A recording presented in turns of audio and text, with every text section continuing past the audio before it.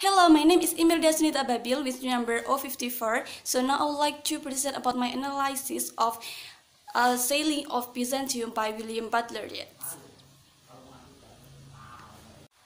So in this presentation, I would like to start from introduction and then focus of analysis and then conclusion and also the references. And this is the poetry with the title Sailing to Byzantium by Butler Yeats. And this is the continuation of the poetry. Okay, now we start from introduction, and this is the introduction of the poetry. And this is about the poetry. Sailing to Byzantium is a poem by Butler Yeats. This poem was written in 1926 and published in 1928, and the poem consists of first stanza, each consisting of 8 lines of iambic pentameter. This poem used to tell about the difficulties of parents in the life of the world and then traveling to Byzantium as a metaphor for his spiritual journey to pursue his vision of eternal life as well as his conception of heaven. Through this poem, Yeats explored his thought on how immortality, art, and the human spirit can meet. And the poem Sailing to Byzantium by Butler Yeats illustrates a world where the old men have no space in them. The place was filled only with yachts embracing each other, birds singing in the trees, and fish swimming in the waters. And every living being is born and then dies. Everyone will be trapped in sensual music which makes the young ignore the old, which is described by the speaker as monuments of an aging intellect.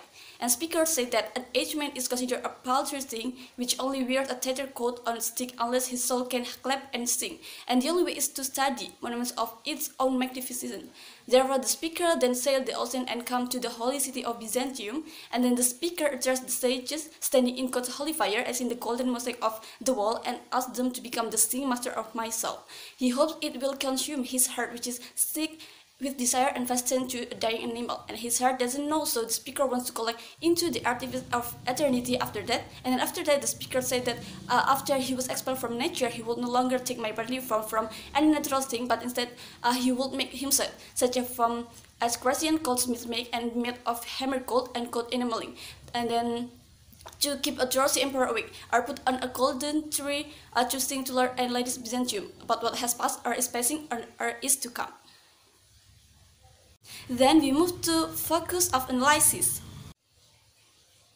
Topic or issue. This poem written in 1926 tells about the suffering of old age, where in this day and age people only care about everything about their world rather than their spirituality. So Yeats in his poem raises the issue of spirituality by showing the lack of morality for young people in one another's arms, birds in the trees, those dying generation and their song. Young people here are described as having a beautiful life without thinking about their death. They do anything just for their pleasure through the speaker's point of view. It can be seen that young people see that will only come to the elderly, so that those at a young age can do any kind of pleasure without thinking about their spirituality. It's different with the old man who went to the holy city of Byzantium to look for clues in his life. And now about the analysis. And then we discuss about the topic. This poem uses the topic of sensuality and spirituality. The speaker is an old man who realized that youth and sensual life are no longer an option for him, and he embarked on a spiritual journey into the ideal world of Byzantium. In contrast to the young people who at that time were enjoying their world without thinking about their spirituality.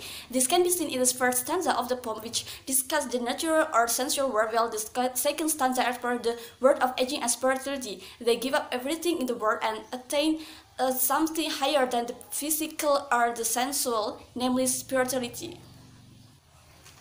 And then about the theme, this poem tells about the separation between body and soul with a picture of suffering in old age, which is described by the speaker when experiencing difficulties in old age. For the speaker, old people can fade away or learn to break away from the physical limitation of old age by beautifying their souls and then becoming something that is not attached to the human body at all. The speaker describes the beautiful world of young people where they lay down and hug each other.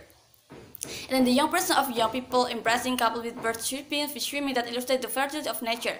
This shows that this world focuses only on a material pleasure. But on the other hand, the speaker also hinted that this world is limited by his inability to accept the reality of his aging. Meanwhile, young people only care about themselves of their own lives. So they seem unable to appreciate that. In the first line, the first stanza, "There is no country for old men," lets the reader know that the absence of space for the elderly makes the speaker completely at odds with his word. Then his aging and priceless body is depicted in the second line, and second stanza, a tattered cut open a stick unless. So the speaker went on imagined spiritual journey to the Byzantium.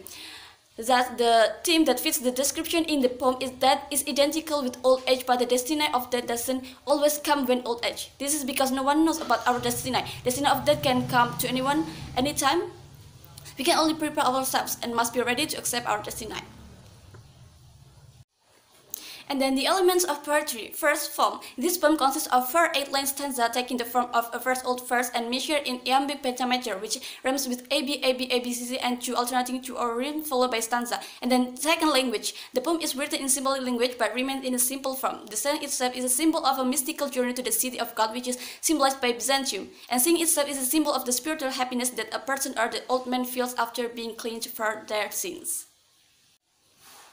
And then about the devices. Symbol.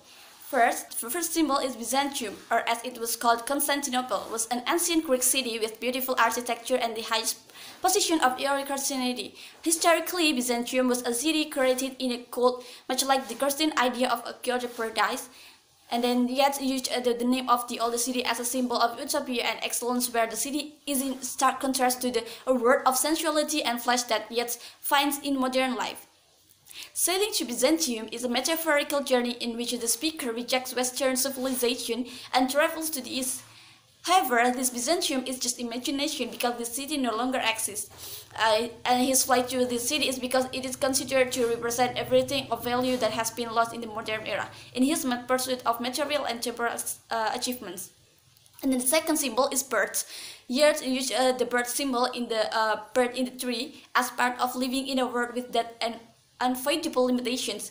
He saw the death even in the song of birds celebrating summer. But the symbol becomes different when Yeats talked about the analogy of his final wish to turn into a golden bird made by Greek goldsmiths.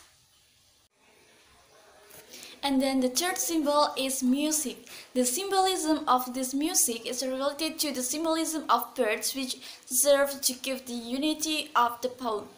This music symbolizes life and is limited to the 5 senses.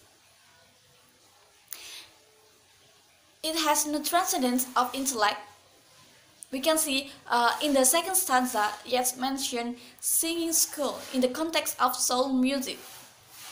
In the third stanza, he urges the holy sages to be his teachers and help him create music that differs from the sensual music that he hates.